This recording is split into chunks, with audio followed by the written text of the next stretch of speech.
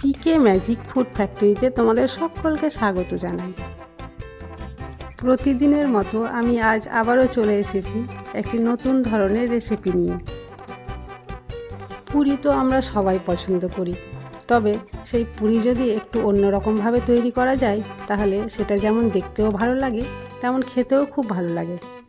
তোমাদের তাহলে এবার দেখাই আমি এই পুরিগুলো কিভাবে তৈরি করছি। আমি একটি মিক্সিং বোলে 1 কাপ ময়দা, হাফ কাপ সুজি, হাফ চামচ লবণ দিয়ে ভালো করে মাখিয়ে নিলাম। তারপরে দিয়ে দিচ্ছি 1 চামচ রিফাইন্ড অয়েল। তারপরে আবারও সে ময়দাটাকে ভালোভাবে মাখিয়ে একটা ময়ান দিয়ে দিচ্ছি।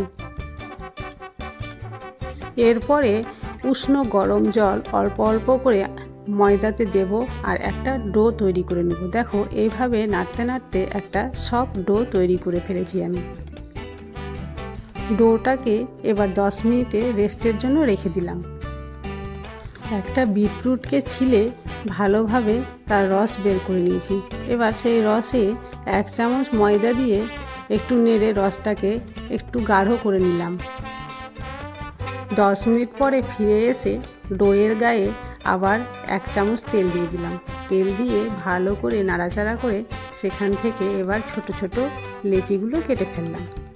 এই পুরিগুলো দেখতে এতটাই সুন্দর হয়, তুমি কাউকে একবার করে খাওয়ালে সে তোমাকে জিজ্ঞেস করতে বাধ্য হবে যে তুমি কিভাবে করলে।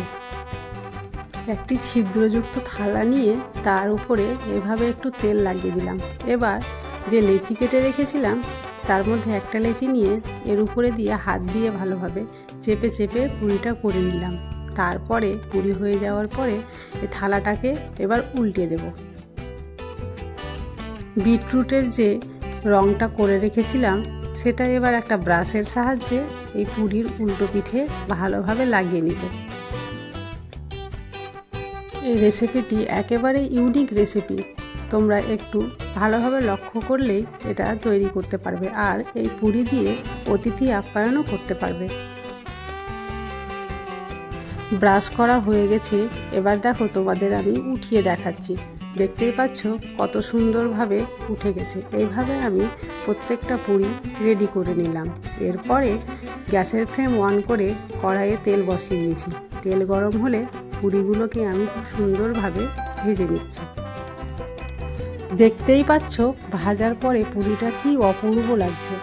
আমরা বাঙালি, আমাদের এই ফুলকো পুরির সঙ্গে যদি একটুখানি আলুর দম দিয়ে দেওয়া যায় তাহলে আমাদের মন একেবারে শান্তি। আমার এই পুরিগুলো দেখে যদি কারো জিভে জল এসে থাকে তাহলে অবশ্যই কমেন্টে জানাবে। আর হ্যাঁ, যদি ভিডিওটি ভালো লেগে থাকে তাহলে লাইক, কমেন্ট, শেয়ার ও সাবস্ক্রাইব অবশ্যই করবে।